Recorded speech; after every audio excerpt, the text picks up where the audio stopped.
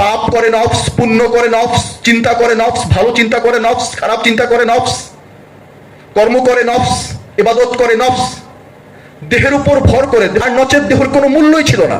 নফস বিনে দেহের 2 পয়সা দাম নাই। মৃত্যুর সময় ডোনেট করে দেয় চোখ, হার্ট, কিডনি, লিভার। কেন তোমরা মৃত মানুষের দেহ থেকে এগুলো তুলে নিচ্ছ?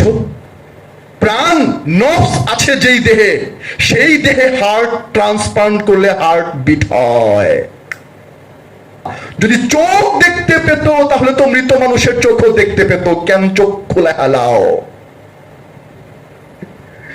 দৃষ্টি শক্তি থাকলে চোখ ওয়ার্ক করবে, দৃষ্টি শক্তি না থাকলে চোখ ওয়ার্ক করবে না।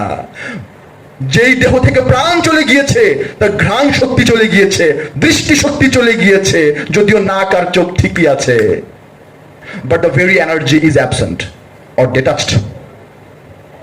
তাহলে এই এনার্জি, এটাই প্রাণ, এটাই ইউ বা আই, এটাই আমি।